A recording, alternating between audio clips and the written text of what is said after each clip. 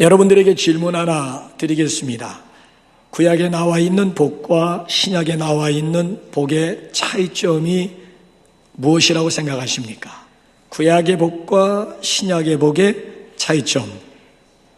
성격적으로 분석을 해보게 되면 구약에 나와 있는 복은 현세적이고 물질적이고 눈에 보이는 것이요, 특별히 일시적인 성격이 강합니다. 근데 반대로 신약에 나와 있는 복을 분석을 해보게 되면 내세적이고 영적이고 영원한 것이고 눈에 보이지 아니하는 특징을 가지고 있습니다. 구약의 복은 복의 시작과 과정이라고 한다면은 신약에 나와 있는 복은 하나님 복의 완성이라고도 할 수가 있겠지요. 노골적으로 말씀을 드리면 구약에 나와 있는 복은 땅에 기름진 복이라고 한다면은 신약에 나와 있는 복은 하늘의 신령한 복이라고 할 수가 있습니다. 그래서 복 중에 복은 신약의 복이요 신령한 복이라고 할 수가 있습니다.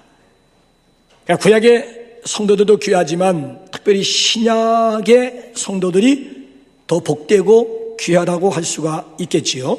그래서 복 중에 복은 신령한 복입니다. 자, 그럼 오늘 여기 3절 말씀을 보게 되면 신령한 복을 우리에게 주시되, 신령한 복을 우리에게 주시되. 자, 신령한 복이라고 하는 것이 뭘까요? 영어 성경을 보게 되면 스피리추얼, 여기 보게 되면 블레싱으로 번역을 신령한 복, 스피리추얼 블레싱으로 번역을 했더라고요. 그러니까 영적인 복이 이게 진짜 복이라고 하는 얘기지요. 복 중에 복은 신령한 복인 줄로 믿습니다. 그래서 오늘 여기 본문 말씀을 보게 되면 그 신령한 복의 내용이 뭐냐라고 했을 때 삼위 하나님의 복을 우리에게 소개하고 있지요.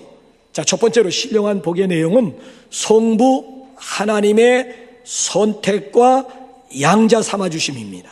자, 우리 한번 4절 5절 한번 확인 한번 해보실까요? 시작. 곧 창세전에 그리스도 안에서 우리를 택하사 우리로 사랑 안에서 그 앞에 거룩하고 흠이 없게 하시려고 그 기쁘신 뜻대로 우리를 예정하사 예수 그리스도로 말미암아 자기의 아들들이 되게 하셨으니. 자, 3절에서 중요한 단어는 우리를 택하사, 또 4절에서 중요한 단어를 뽑으라고 한다면 자기의 아들들이 되게 하셨으니 라고 하는 거예요. 이게 신령한 복의 첫 번째 내용이라고 하는 거예요. 자, 여기서 이제 우리가 선택의 결의를 우리가 좀 정리해 볼 필요성이 있겠지요. 여러분, 에베소서 1장 말씀을 보게 되면 장로 교인들은 자기들이 마치 전매 특허라도 낸 것인 양 에베소서 1장을 굉장히 중요하게 생각을 했습니다. 장로 교인들만 에베소서 1장을 중요하게 생각합니까? 에베소서 1장 장로 교인들이 전매 특허 낸 그런 장이라도 된단 말입니까? 그러니까 이 선택에 대한 이 교리를 신론적인 입장에서 우리가 잘 정리해 볼 필요성이 있어요. 여러분, 옛날 우리 한국 교회에는요, 웨슬리와 칼뱅과의 싸움이었다고 해도 지나친 표현은 아닙니다. 제가 지금까지도 생생하게 기억하고 있는데요, 제가 청년 시절에는 맨날 모이기만 하면 논쟁, 토론의 주제가 뭐였는가 하면 예정론이냐 만인 구원론이냐, 이 문제 가지고 얼마나 옥신각신 아기다툼을 했는지 몰라요. 그래서 옛날에 보게 되면 장로교와 감리교와의 싸움이었다고 해도 지나친 표현. 장로교인들은 무조건 예정론이다, 예정론. 또 감리교인들은 무슨 소리야, 만인 구원론이지 하면서 장로교와 감리교가 얼마나 피 튀기게 싸움을 했는지 몰라요. 그래, 여러분, 알고 보면 이것처럼 어리석은 일이 어디에 있겠습니까? 아니, 칼뱅도 물론 중요하고 웨슬리도 물론 중요하지만 칼뱅과 웨슬리보다 더 중요한 인물이 있다면 사도 바울일 것이고, 사도 바울보다 더 중요한 인물이 있다면 예수님 아니겠습니까? 예수님이 뭐라고 말씀하셨느냐? 아니면 사도 바울이 성령의 감동을 입어서 뭐라고 우리에게 전달을 했느냐라고 하는 것이 중요할 뿐이지, 역사적으로 칼뱅이나 웨슬레는 우리와 똑같은, 그렇지 않습니까? 한 세기 동안 역사적으로 위대하게 쓰임받았던 하나님의 사람들이면 틀림이 없습니다마는 칼빈과 웨슬리가 싸울 이유가 전혀 없다고요. 우리가 한영태 목사님을 통해서 우리가 교리적으로 아주 분명하게 이 문제에 대해서는 각자가 강조하는 강조점이 좀 다를 뿐이지 상대방이 주장하고 있는 교리적인 내용을 부인하는 것은 아니지 않습니까? 그래서 중요한 것은 우리가 성경을 근거해서 신론을 정리하고 특별히 이 선택적인 교리를 하나님의 말씀으로 정리한다라고 하는 것이 굉장히 중요해요. 자, 하나님께서 저와 여러분들을 언제 선택해 주었다라고 하는 얘기지요? 4절 말씀을 보게 되면 언제예요? 창세전에. 저는 제 기억 속에 제가 유치부 전 단계였던 것 같아요. 엉금엉금 겨가지고 예배당 계단을 오르내린 그런 기억이 있는 것을 보게 되면은 유치부 때는 아니고 유아부와 유치부 그 중간 시기가 아닐까 싶은 생각이 드는데, 그때 저희 집은 예배당 바로 옆에 있었습니다. 미국의 선교사 후렌 선교사님이 오셔가지고 개척하시고 세우신 교회였기 때문에 교회 가야 놀이터가 있고 교회 가야 눕갈 사탕이라도 하나 얻어먹을 수가 있기 때문에, 그래서 주로 어디 가서 놀았는가 하면 교회 마당에 가서 놀면서 교회 입구 올라가는 그 계단을 오르내렸던 그런 기억이 있어요. 근데 정확하게 내가 언제부터 예수를 믿게 되었느냐, 분명한 의식 가운데 있는 것은 초등학교 3학년 때부터입니다. 초등학교 3학년 때부터 이제 교회 다니기 시작을 했는데, 아직까지도 어렴풋한 그런 추억, 아름다운 추억이, 무슨 추억이 있는가 하면은 성탄절 때만 되게 되면 성극을 했어요. 성경 퀴즈 대회를 했어요. 성경 암송 대회를 했어요. 그래서 늦은 시간까지 예배당에 머물면서 성극 준비하고 성극 연습했던 그런 기억이 나고요.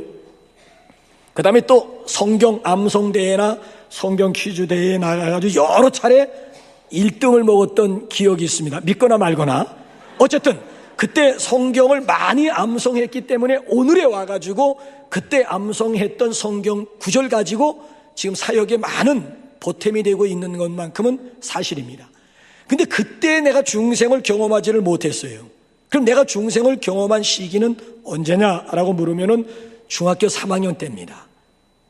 가출하고 돌아와서, 그렇죠? 가출하고 회개하고 돌아와서 그리고 하늘산에 올라가가지고 일주일 동안 기도하면서 거기서 이제 붙잡힘을 당해서 구원의 확신을 가지게 되었고, 내가 확실히 하나님의 자녀로 거듭났다라고 하는 그런 확신을 이제 가지게 되었습니다만은, 오늘 여기 본문 말씀에 의하면은 초등학교 3학년 얘기도 아니고 중학교 3학년 얘기도 아닌 거예요. 오늘 여기 본문 말씀을 보게 되면 하나님께서 나를 언제 선택해 주었느냐, 하나님께서 저와 여러분들을 언제 선택해 주었느냐라고 했을 때에는 초등학교 얘기, 중학교 얘기가 아니라고요. 창세전으로 거슬러 올라가는, 이건 정말 하나님이 하시는 일은 우리의 머리를 가지고 측량 불가합니다. 하나님이 하시는 일은 우리의 좁은 지식이나 좁은 머리 가지고 이해하기에는 너무 벅찬 거 있지요. 아니, 여기 오늘 본문 말씀을 보게 되면 창세전에 이미 저와 여러분들을 하나님께서 선택하셨다라고 하는 얘기가 되거든요. 자, 이거를 실제적으로 구약에서 대표적인 인물과 신약에서 대표적인 인물 한 사람씩 꼽아가지고 정말 그런지 한번 확인시켜 드릴까요? 예레미야 1장 4절 5절 한번 확인 한번 해보겠습니다. 시작. 여호와의 말씀이 내게 임하니라. 이르시되 내가 너를 모태에 짓기 전에 너를 알았고 네가 배에서 나오기 전에 너를 성별하였고 너를 여러 나라의 선지자로 세웠노라 하시기로. 자, 가만히 보세요. 하나님께서 예레미야 선지자를 언제 선택하면서 부르셔서 선지자로 세웠다라고 하는 얘기입니까? 모태에서 짓기 전, 어머니가 나를 임신해서 뱃속에서 생명이 자라기 전에 벌써 하나님이 아셨다는 얘기고, 모태에서 세상에 태어나기 전 하나님께서 이미 성별해서 하나님이 세우셨음을 분명히 강조해 주고 있습니다. 모태에서부터 이미 벌써 하나님께서 선택해 주었다는 얘기고요. 더군다나 이제 신약에서 대표적인 인물을 꼽으라고 한다면은 아무래도 사도 바울 아니겠어요? 우리가 알기로는 사도 바울이 언제 부르심을 받고 언제 선택받았습니까? 사도행전 9장에 의하면은 다메섹 도상이라고요. 다메섹 도상. 예수쟁이들 잡아오기 위해서 군사들을 이끌고 의기양양하게 다메섹이라고 하는 도시를 향해서 진군하는 가운데 노상에서 부활하신 예수님이 사울아 사울아 하면서 사울을 하나님께서 콜링해 주셔가지고 당신의 귀한 그릇 삼아주시지 않았. 분명히 우리가 기억하기로는 다메섹 도상이라고요. 다메섹 도상. 근데 정말 그럴까요? 자, 우리 한번 바울의 직접 고백을 한번 갈라디아서 1장 15절을 통해서 한번 확인 한번 해보실까요? 시작. 그러나 내 어머니의 태로부터 나를 택정하시고 그의 은혜로 나를 부르시니가. 자, 바울이 언제 선택되었다고요? 어머니의 태로부터, 뱃속에 있을 때부터 이미 하나님으로부터 선택받았고 때가 되어서 다메섹 도상에서 하나님의 은혜로 부르심을 받았음을 분명하게 지금 강조해 주고 있잖아요. 그러니까 참 이건 우리의 의식 이전의 일임을 우리에게 분명히 참 하나님이 하시는 일은 우리의 좁은 머리 가지고는 도저히 해야 할 길이 없음을 여기서 분명하게 발견하고 있지 않습니까? 감격스러운, 생각만 해도 감격스러운 일이 아닐 수가 없는 것이죠. 자, 그러면 선택의 동기가 뭘까요? 하나님께서 창세전에 저와 여러분들을 선택하신 동기가 있을 거라고요. 자, 그 동기가 뭘까요? 5절, 9절, 11절 한번 쭉 연관해서 한번 읽어보실까요? 공통점이 있습니다. 시작.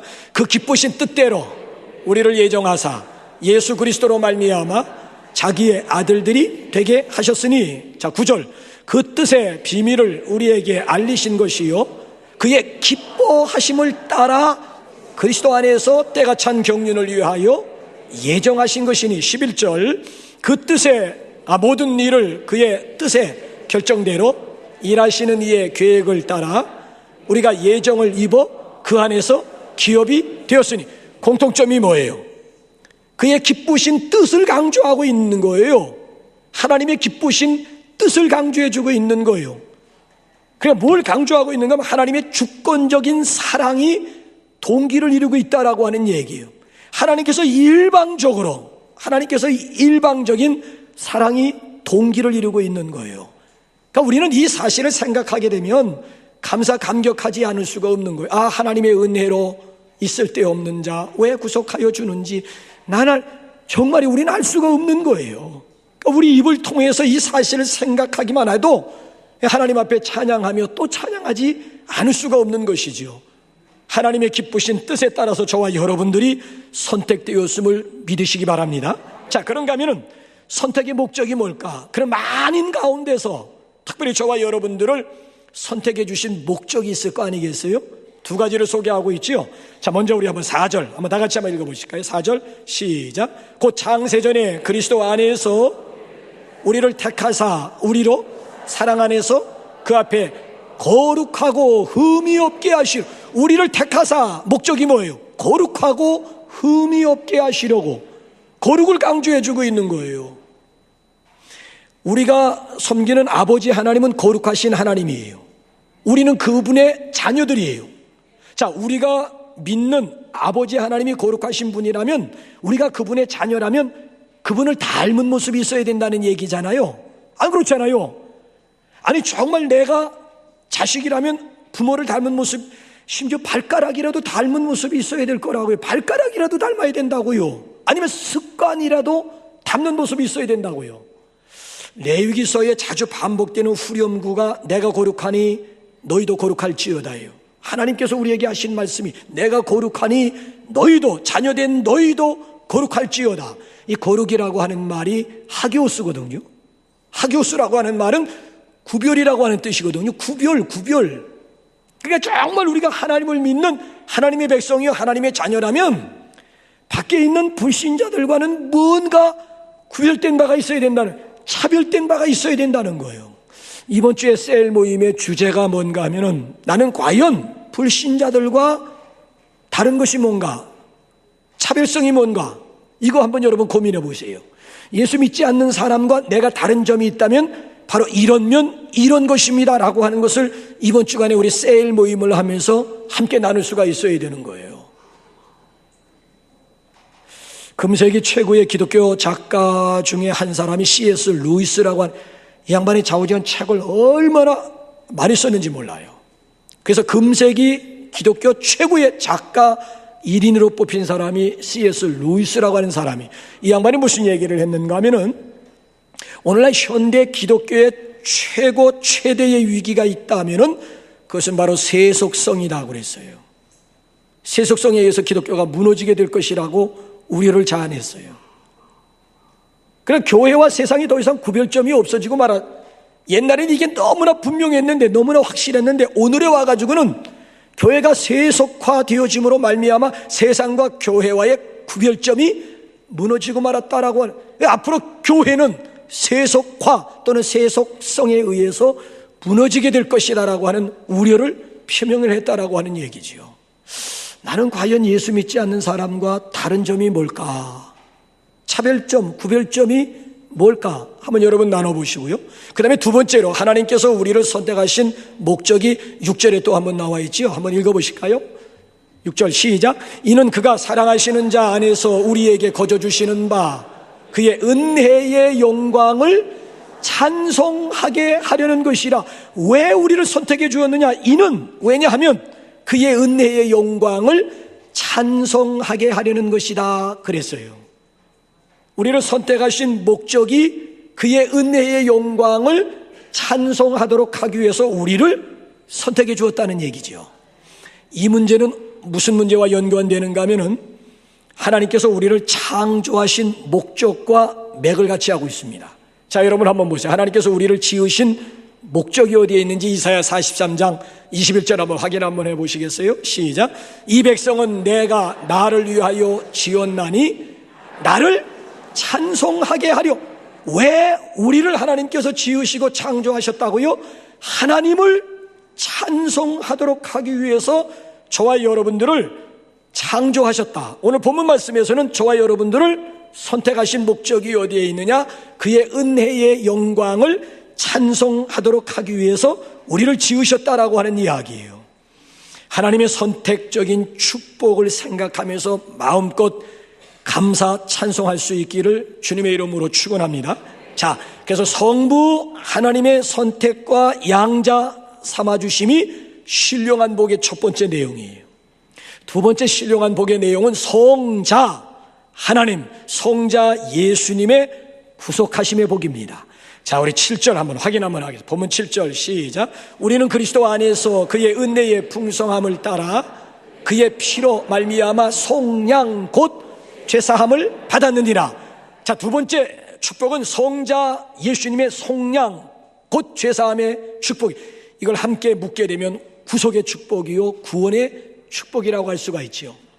여기 말씀을 보면 속량 곧 죄사함, 속량 이퀄 죄사함으로 놓고 있어요.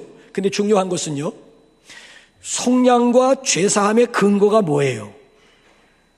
그 앞 구절을 보게 되면 그의 피로 말미암아 속량 곧 죄사함을 받았다 이렇게 되어 있어요. 아니, 그리스도의 죽으심으로 말미암아 속량 죄사함을 받았다 이렇게 표현하지 않고 그리스도의 피를 강조해요. 그리스도의 피로 말미암아 속량 곧 죄사함을 받는 축복을 받게 되었다라고 하는 얘기죠. 왜 죽음이라고 표현하지 않고 피라고 표현을 했을까요? 이는 구약의 제사법에 근거한 표현이 되겠습니다. 여러분, 구약에는 7월 10일이 대속제일입니다. 그러니까 이스라엘 백성들이 죄의 용서함을 받을 수 있는 유일한 날이 7월 10일 대속제일입니다. 대속제일만 되기만 하면 이스라엘 백성들이 짐승 양을 끌고 와가지고 양에게 자기의 죄를 다 전가시키고 뒤집어 씌운 다음에 그 양을 잡아서 그 다음에 피를 가지고 반드시 지성소에 들어가서 뿌림으로 말미암아 내가 지은 죄가 가리움을 입고 내가 지은 죄가 깨끗하게 씻음 받을 수가 있었습니다.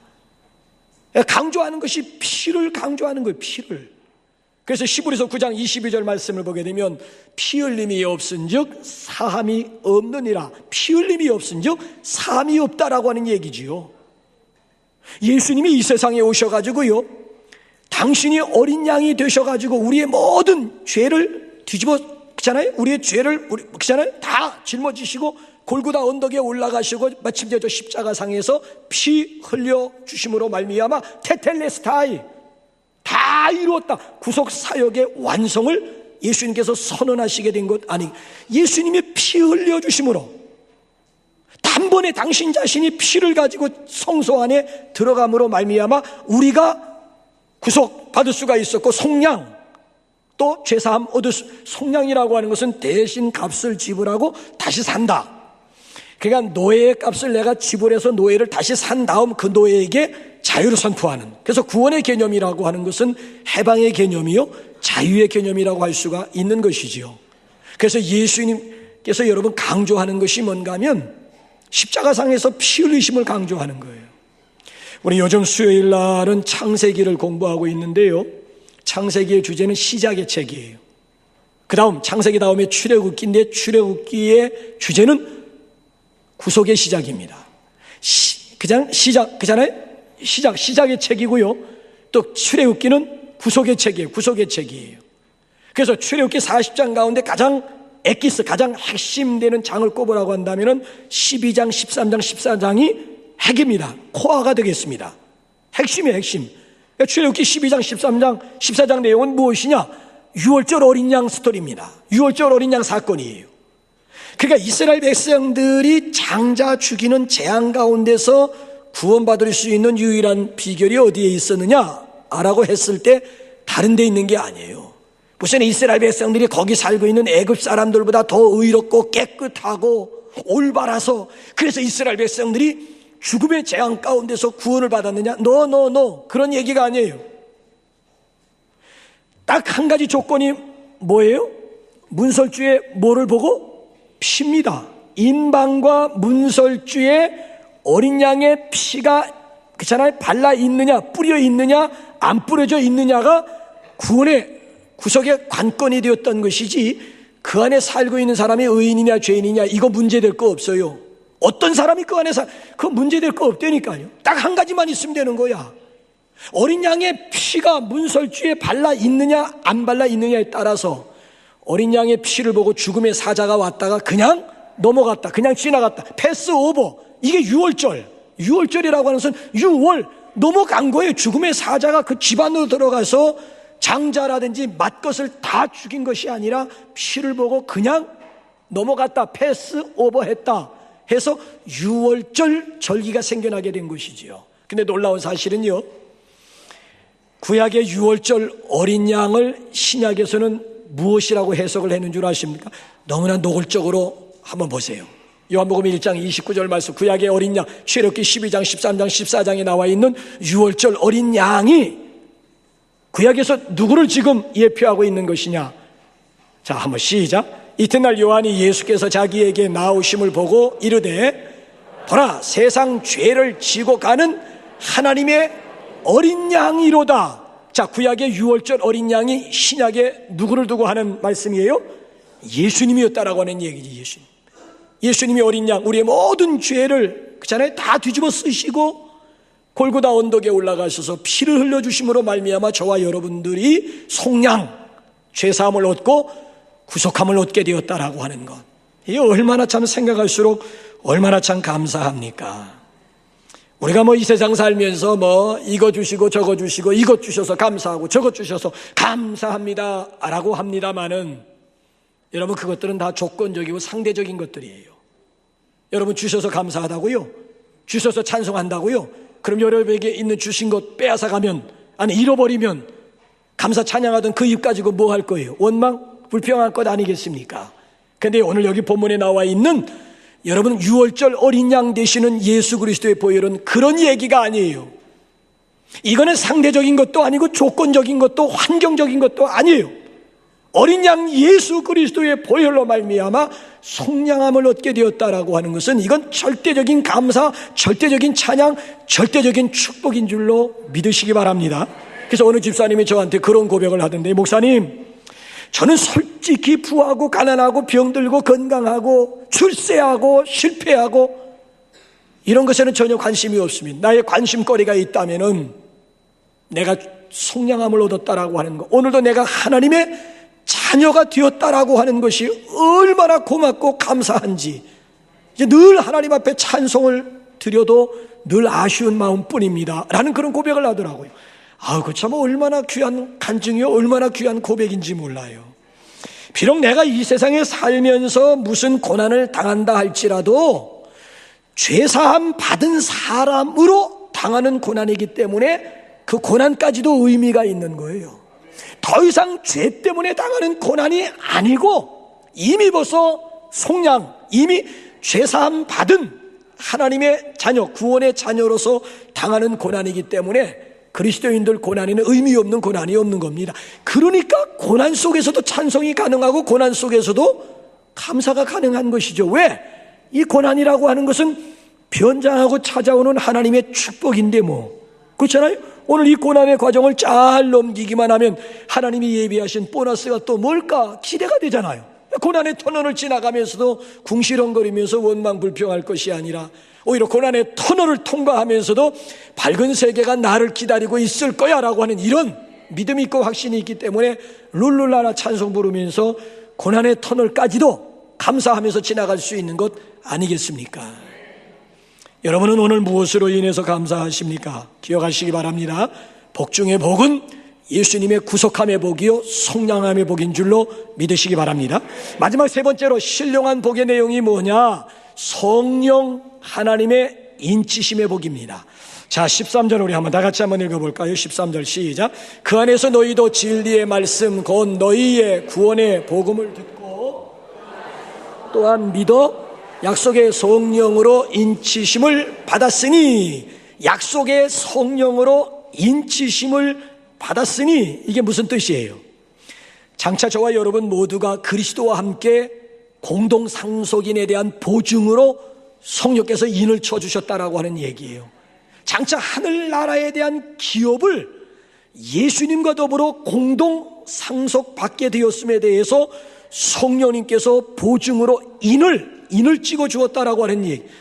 우리나라는 도장 문화입니다. 물론 지금은 많이 쌓인 문화로 지금 넘어가고 있습니다만은 우리 인감도장 굉장히 중요하게 생각합니다. 그래서 여기 지금 성령이 인을 쳐주셨다라고 하는 이 말씀이 우리에게는 가슴으로 와 닿아요. 서양 사람들은 이거 아닙니까? 쌓인 문화이기 때문에 좀 생소한 표현일 수도 있겠지요. 성령께서 당신이 도장증, 보증으로 성령이 도장을 찍어주었다. 이것처럼 확실한 보증이 어디에 있겠어요? 옛날에는 노예를 사던가 아니면 노예를 붙잡아 오게 되면 제일 먼저 하는 일이 뭔 줄 아세요? 쇠를 시뻘겋게 달군 다음에 이마 아니면은 엉덩이에다 지져버리는 거예요. 이제부터 이놈은 내 것이다, 이놈은 내 집의 종이다 라고 하는 것을 아예 이마에다가 표시하던가 아니면 엉덩장에다가 아예 불로 지져가지고 표시. 이건 죽을 때까지 지워지지가 않는 거예요. 그래서 한 번 종은 영원한 종이 되는 겁니다. 영영 주인의 소유물, 인격이라고, 종에게는 인격이라고 하는 건 없어요. 물건이야 물건, 주인의 꽃, 주인의 소유물이다라고 하는 것을 이마에다가 불로 짓던가 엉덩이에다가 지져가지고 표시를 했습니다. 무슨 얘기인가 하면 저와 여러분들이 장차 그리스도와 더불어 족자 대신 예수님과 더불어 양자된 우리가 공동으로 하늘나라를 기업으로 상속받음에 대해서 성령님이 아예 인을 쳐주었다는 얘기죠. 오늘도 여러분 우리가 성령의 보증을 받을 수 있는 비결이 뭘까요? 성령으로 인침을 받을 수 있는 비결, 방법이 뭘까요? 여러분 13절 한번 다시 한번 읽어보게 되면 다시 한번 여러분들이 왜 이 자리에 나와 있어야 되는지 필요성을 절감하게 될 것입니다. 13절 이제 차원을 달리해서 한번 읽어보세요. 시작. 그 안에서 너희도 진리의 말씀 곧 너희 구원의 복음을 듣고 또한 그 안에서 믿어 약속의 성령으로 인치심을 받았으니, 동사에 주목해 보세요. 복음을 듣고 또한 믿어 성령으로 인치심을 받았으니 그랬습니다. 이 순서가 여러분 굉장히 중요한 거예요. 듣고 또한 믿어 믿음으로 말미암아 인치심을 받게 되었다는 얘기죠. 그러니까 여러분 중요한 것은 믿음으로 인치심을 받는데 그 믿음이 어디서부터 비롯되는 것이냐? 복음의 말씀을 듣는 데서부터 믿음이 온다라고 하는 얘기예요. 그러니까 공부해서 믿음 생기는 것이 아니고요, 자꾸 복음의 말씀, 그리스도의 말씀을 자꾸 듣노라면 어느 순간 꿈만 같은 사실들이 믿어지게 되는 거예요. 저 같은 경우에는 동정녀 탄생, 예수님의 부활 사건에 대해서 얼마나 의심했던 도마였는지 몰라요. 어느 순간 믿어지는 거 있지요. 계속 그냥 콩나물 시루에 물 주면 빠지듯이 그냥 매주 습관적으로 그냥 주일날 예배당에 이렇게 나가서 자꾸 하나님의 말씀을 듣다 보니까 어느 순간 동정녀 탄생이 그냥 100% 내가 믿으려고 한 게 아니라 그냥 믿어졌고, 아니 죽은 지 사흘 만에 무덤 문을 박차고 부활하셨다라고 하는 이 놀라운 역사적인 사건이 내 개인적인 신앙적인 사건으로 믿어지게 되더라. 믿어지는 거예요. 복음의 말씀을 듣고 또한 믿음으로 말미암아 성령으로 인치심을 받게 되었다라고. 이 듣는다라고 하는 것이 이게 얼마나 중요한지 몰라요. YMC에서 나온 통계가 하나가 있어요. YMC에서 주최하고 있는 그 캠프에 참석한 아이들을 대상으로 데이터를 조사해 봤는데, YMC에서 주최하고 있는 캠프에 한 번이라도 참석하는 아이들은 85%가 문제아로부터 자유함을 얻을 수가 있었다라고 하는 통계가 있더라고요. 그러니까 캠프에 참석해서 하나님의 말씀을 한 번이라도 들은 아이들은 격길로 갈 수 있는 가능성이 그렇지 않은 아이들보다 적더라고 하는 얘기가 되지요. 그러니까 이 듣는다라고 하는 문제가 얼마나 그러니까 여러분들이 주일날이면 자꾸 나와서 들어야 되는 이유는, 들으면서 내 믿음이, 그렇잖아요, 큰 믿음의 소유자가 될 수도 있고, 그렇잖아요, 꿈만 같은, 아니 무리를 걸어갔다, 처녀가 애를 낳았다, 아니면 죽은 지 무덤에 장사 지내고 사흘 만에 다시 무덤문을 열고 부활, 이런 꿈만 같은 이런, 그렇잖아요, 신화적인 요소들이 어느 순간 그대로 액면 그대로 믿어지는. 그래서 여러분 이 시간도 이 자리에서 성령의 인침을 받고 돌아갈 수 있기를 주님의 이름으로 축원합니다. 자, 그럼 성령께서 저와 여러분들을 인쳐주신 목적이 뭘까? 자, 이것도 보면 기가 막힙니다. 창조와 선택과 다 연관이 돼요. 자, 14절 끝으로 우리 한번 14절 한번 읽어보실까요? 시작. 이는 우리 기업의 보증이 되사 그 얻으신 것을 속량하시고 그의 영광을 찬송하게 하려 하십니다. 이는, 왜냐하면 13절로 설명하는 거예요. 13절 성령으로 인쳐주셨다. 왜냐하면 그의 영광을 찬송하게 하려 하심이라. 그러니까 전부 뭐로 통해요? 선택도 구속하심도 인치심도 다 뭘로 통해요? 찬송이, 하나님의 은혜의 영광을 찬송하도록 하기 위해서 우리를 선택해 주셔서 양자 삼아 주셨고, 예수님이 피 흘려 주심으로 우리를 구속해 주셨고, 성령께서 오늘도 우리에게 인을 쳐주신 목적도 역시 하나님의 은혜의 영광을 찬송하도록 하기 위함이었다라고 하는 얘기예요. 그러니까 축복받은 사람들이 마땅히 해야 될 사명이 뭐예요? 축복의 근원 되시는 하나님의 은혜, 하나님의 영광을 찬송하는 것인 줄로 믿으시기 바랍니다. 여러분, 우리가 이 세상에 삶 동안 이 모든 것이 다 필요하지요. 천국 갈 때는 다 두고 갑니다. 배옷에는 주머니가 없습니다. 아무것도 가지고 갈 것이 없습니다. 딱 하나 가지고 가는 것이 있다면은 요한계시록을 보게 되면 이 세상에서 우리가 쓰던 것 가지고 가는 것이 딱 한 가지가 있는데, 그것이 뭔 줄 아세요? 찬송이야, 찬송. 요한계시록 읽어보게 되면 구속받은 14만 4천, 또 이것도 이단들이 또 숫자적으로 해석해서 14만 4천 무리에 들어와야 된다고 꼬시고 있습니다만은, 상징적인 숫자, 구속받은 사람들의 상징적인 숫자가 14만 4천입니다. 구원받은 사람들 14만 4천이 천국에서 할 수 있는 일이라고 하는 것은 딱 하나밖에 없더라고요. 어린 양 되시는, 보좌에 앉으신 하나님, 어린 양 되시는 예수 그리스도 앞에 찬양과 경배, 예배하는 것밖에는 아무 일도 없는 거예요. 그렇기 때문에 여러분, 이 세상에 살면서 우리가 찬송 생활에 힘을 써야 되는 이유는 이것만이 우리 천국 가서 이방인으로부터 자유함을, 아니 다른 사람들은 다 찬양 부르면서 경배하는데 나만 멀뚱. 천국에서 이방인들, 천국에서 낯선 이방인들 되지 않기를 주님의 이름으로 부탁을 드리겠습니다. 그러니까 오늘도 우리가 이 땅에서 천국의 삶을 경험할 수 있는 노하우가 무엇일까요? 그게 찬송이라고 하는 거예요. 인도의 선교사였던 썬다싱이라고 하는 사람이 네팔에 가서 복음을 증거하다가 붙잡혀가지고 감옥에 들어갔습니다. 그 감옥이 어떤 감옥인가 하면 사형수들만 가둬놓은 아주 극악무도한 사람들만 가둬놓은 감방이었습니다. 자, 흉악범들과 함께 좁은 공간에 같이 있으면서 썬다싱이 그들에게 복음을 전합니다. 예수 믿고 거듭나기만 하면 몸은 비록 창살 속에 갇혀 있다 할지라도 마음만큼은 천국의 삶을 경험할 수 있습니다. 열렬하게 사형수들을, 흉악범들을 대상으로 해서 복음을 증거했더니만 이 사람들이 하나둘씩 다 예수를 믿기 시작합니다. 어느 날 간수가 바로 그 감옥 방에 갔더니만 찬송 소리가 울려 퍼지는데 흉악범들이 막 기쁜 얼굴로 막 찬송을 부르고 있는 거 아닙니까? 그때 간수장이가 딱 한마디 했다는 거 아니겠어요? 천국이 따로 없구만. 이곳이 바로 천국이구만. 간수장의 입을 통해서 한 얘기예요. 여러분들은 수도원과 감옥의 공통점이 뭔 줄 아세요? 차이점이 뭔 줄 아세요? 감옥과 수도원과 감옥의 공통점이라고 하는 게 뭘까요? 세상으로부터 뭐 되었다? 격리된 것이에요. 감옥도 그렇고 수도원도 그래요. 세상으로부터 격리된 것이 이게 수도원이요, 감옥이에요. 공통점이에요. 또 하나의 공통점이 뭘까요? 둘 다 딱딱한 침대에서 자야 된다라고 하는 얘기고요. 또 하나의 공통점이 뭘까요? 하루 종일 노동을 해야 된다라고 하는 공통점이고요. 또 하나의 공통점이 뭘까요? 거칠은 음식이에요. 감옥이나 수도원이나 음식이 화려하지 않아요. 너무 소박. 자, 그런데 차이점이 뭔 줄 아세요? 수도원과 감옥의 차이점이 뭔 줄 아세요?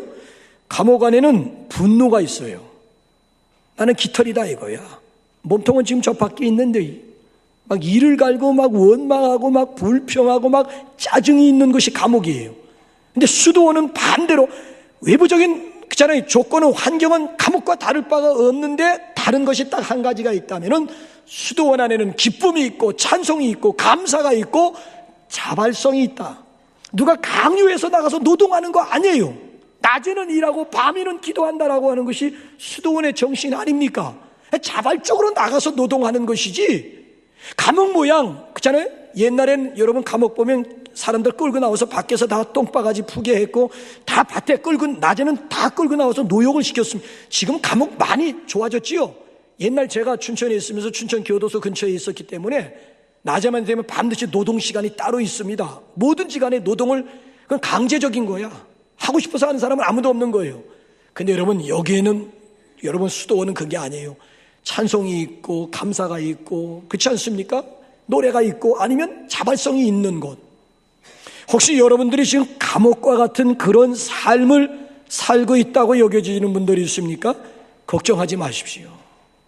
정말 내가 예수 믿고 거듭나고 하나님의 자녀가 되고 보면 초막이나 궁궐이나 내주 예수 모신 그 어느 곳이나 천국을 경험할 수 있는 줄로 믿습니다. 중요한 것은 내가 거듭나서 하나님의 자녀가 되었느냐. 자녀가 되었으면 이 땅에서도 얼마든지 천국을 경험할 수가 천국과 같은 삶을 살다가 죽어서 더 좋은 천국에 가는 것이 우리 그리스도인들의 삶 아닙니까? 그래서 우리 중요한 것은 찬송 생활 회복해야 되고요. 또 한 가지 뭔가 하면 감사 생활 회복하는 거예요. 74억의 인구 가운데서 하나님께서 나를 선택해 주었다. 얼마나 감사해요. 예수님께서 피 흘려 주심으로 말미암아 내가 구속, 속량 얻고 구원의 자녀가 되었다. 이거 얼마나 감사해요. 더군다나 어마어마한 하늘나라에 대한 기업을 예수님과 더불어 어깨를 나란히 해서 공동 상속인이 되었음에 대해서 성령님께서 나의 보증인이 되어주신다. 이거 생각만 해도 얼마나 감사해요. 삼위 하나님의 축복이 저와 여러분들 가운데 부어질 수 있기를 주님의 이름으로 축원합니다. 우리 찬양하겠습니다. 446장 우리 신앙의 고백으로, 믿음의 고백으로 우리 찬양 하나님 앞에 올려드리면서 준비한 예물 봉헌드리겠습니다.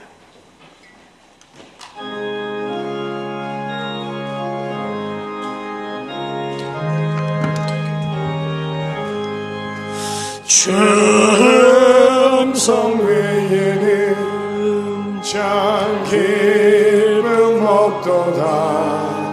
날 사랑하신 주 늘 계시옵소서. 기쁘도다 항상 기쁘도다. 나 주께 왔사오.